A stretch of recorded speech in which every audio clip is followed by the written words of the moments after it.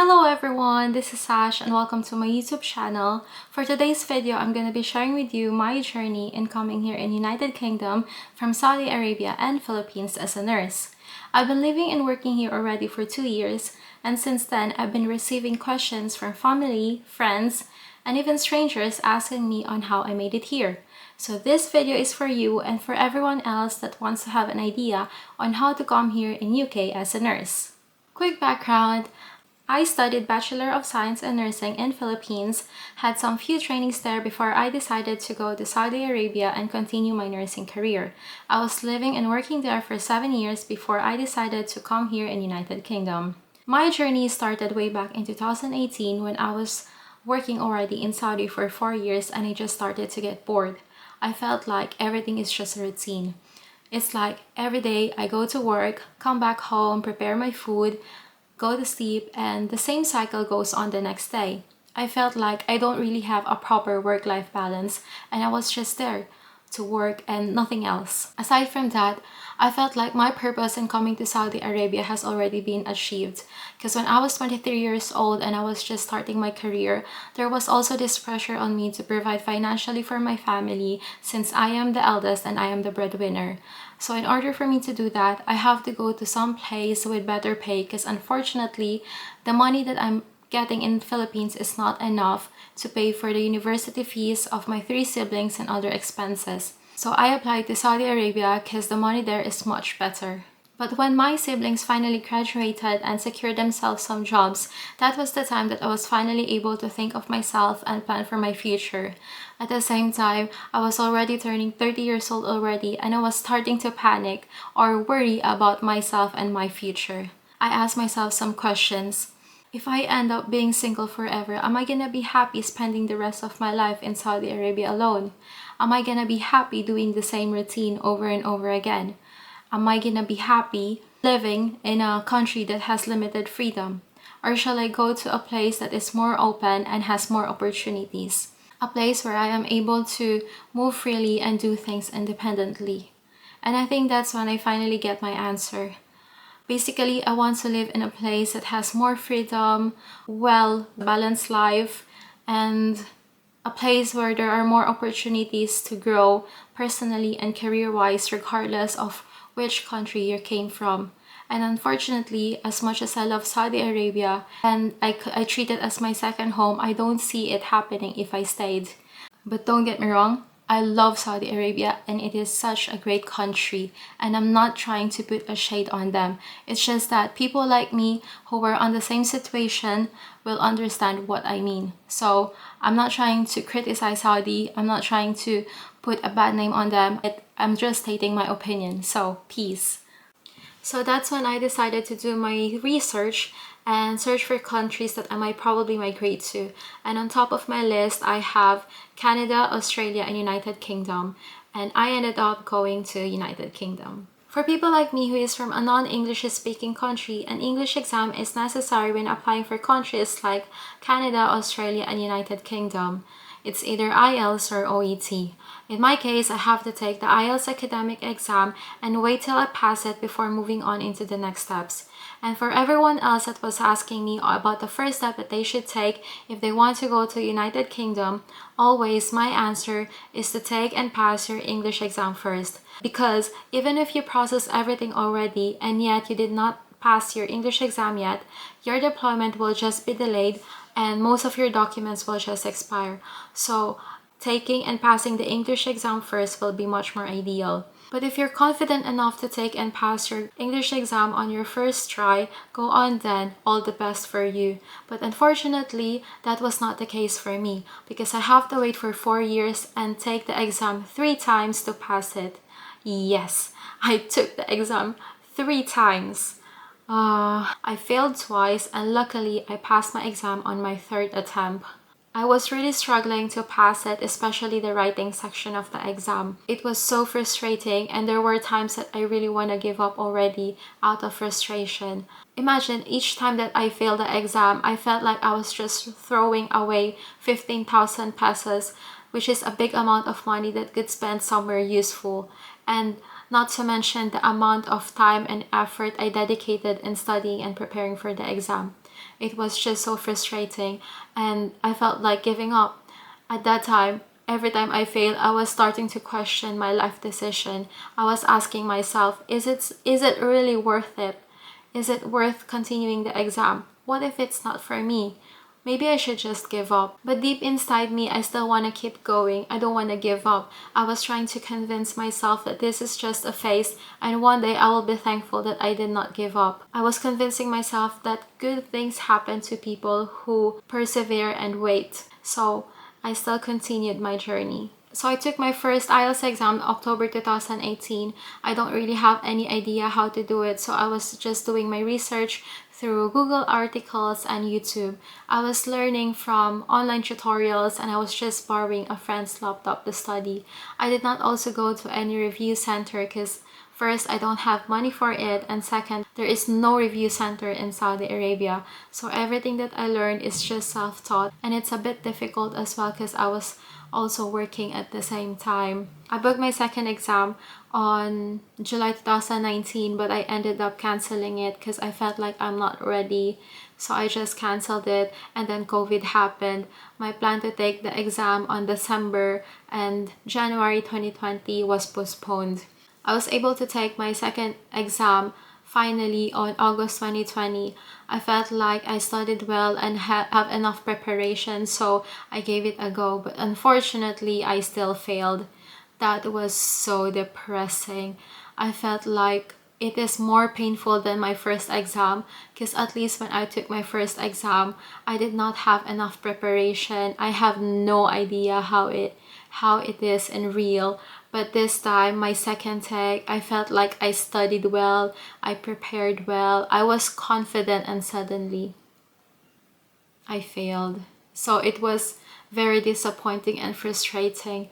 I felt like I'm so stupid. I was so down. But we don't really give up. So I just gave it a rest for a bit, and then I booked my third exam, which is in June 2021. And luckily, finally, I passed it. I was so happy and relieved that I passed it. I felt like finally, after years of hard work, I'm able to pass it and I can move on from the next steps of my UK journey.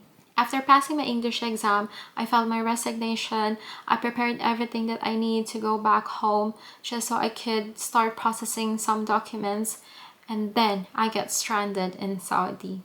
In July 2021, when I was preparing everything, I couldn't book any flights going back home because Philippines is still closed and they only allow limited amount of people that could book a flight going back home.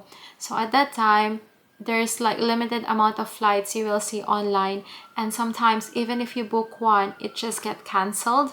So it was a difficult time to go back home, and basically I was stranded. I stayed in Saudi Arabia jobless, stranded for 3 months. And that was one of the saddest time of my life because at that time I really want to go home. I miss my family. I haven't been home for 2 years and I want to see them. And yet I'm still here, still couldn't go home. So it was just really sad.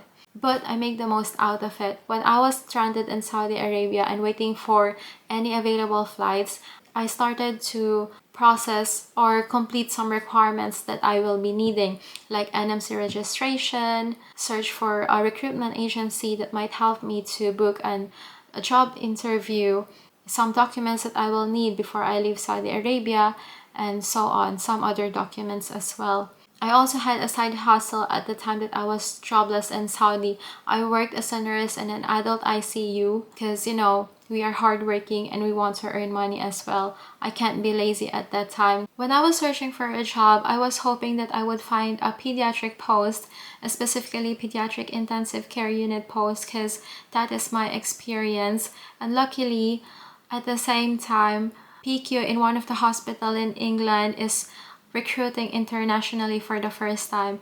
I was so happy because most of the hirings that I was seeing online was mostly for the adult ICU, ward, and theater.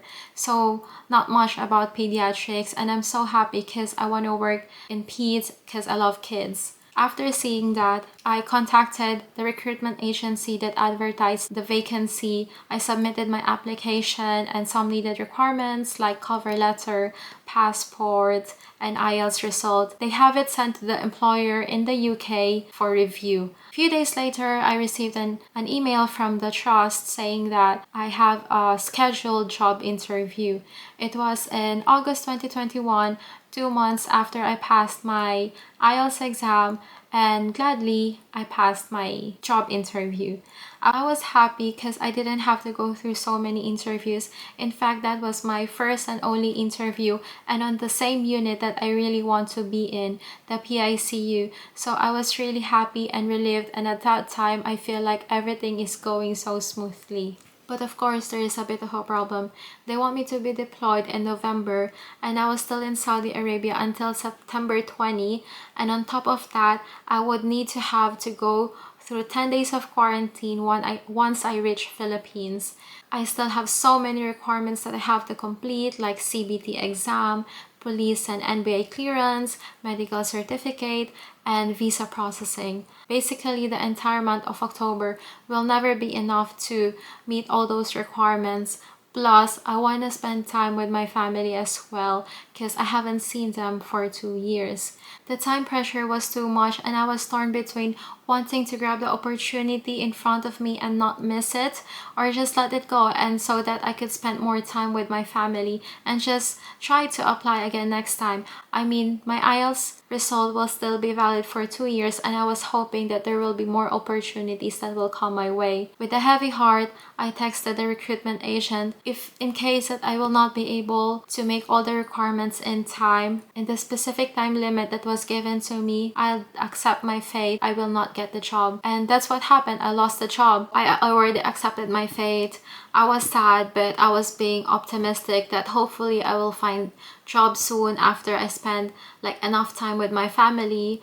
I went back home to Philippines. I was on quarantine, getting on with my life, and then I received a message from a recruitment agent saying that the administrator is in talk with the trust and they're asking me if I'm still willing to pursue my application, which I answered yes because I still want to be working in pediatric ICU. I answered yes, and then the next day they informed me that probably the deployment time will be on January, and they asked me again if I'm okay with it, which I gladly say yes. I was so happy by that time because I was kind of feeling depressed already before leaving Saudi Arabia. I was sad that I lost the job because I was already hyped about it.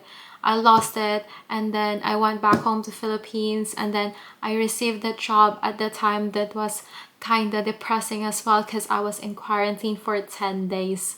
And being alone in a room just by yourself is a bit sad.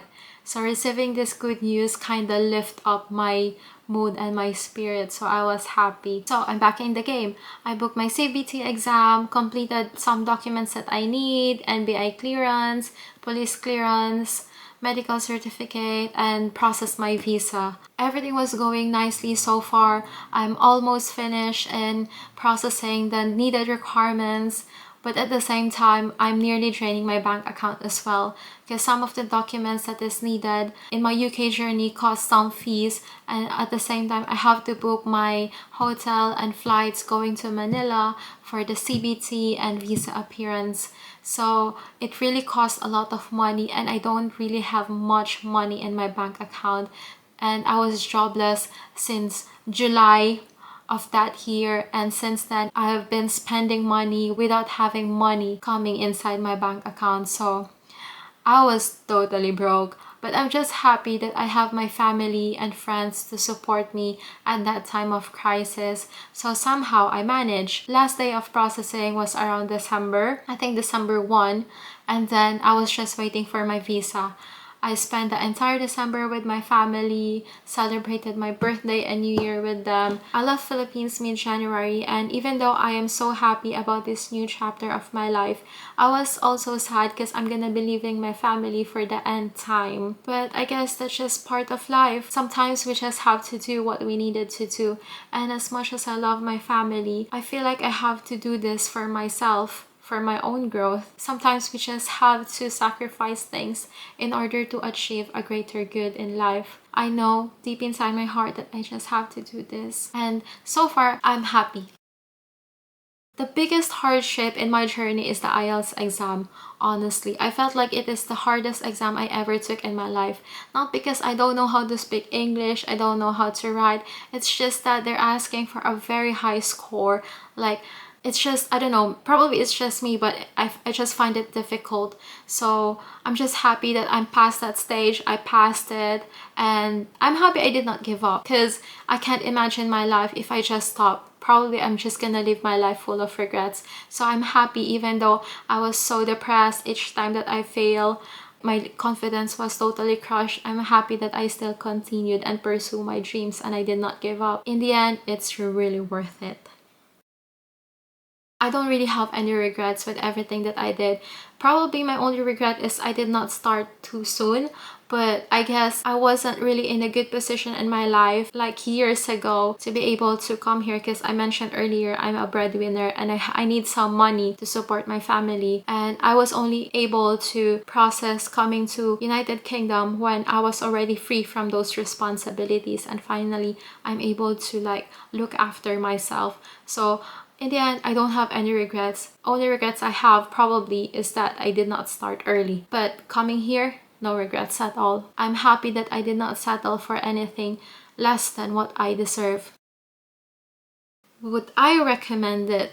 Personally, I would say yes, I would recommend it. But of course, it really depends on what you are searching in life. Sometimes you have to assess yourself if you're content already in which place you are in life, because some people would argue that they don't need to come to United Kingdom to be happy, which is valid. I have some friends that's happily staying in Philippines, because even though the money is not good, at least they're with their family. And some of my friends just stay in Saudi Arabia because they're just happy in there. In my case, personally, it was about a matter of feeling happy about the current situation I have in life. If you want to have some freedom, like what I wanted to have, freedom, independence, fair treatment, equality, I think you should come here. And so far, since I came here, I've been happy. It's not perfect. Life is not perfect. There are still up and downs in life here, but I think it applies the same thing everywhere. At the end of the day, only you can tell if you want to move somewhere else in your life. So that was it. Thank you for watching my video, and if you have some other questions that you want me to answer, nursing related, about life here in UK, please subscribe and comment it, and hopefully I will try to answer it next week. So that's it. Thank you and cheers. Bye.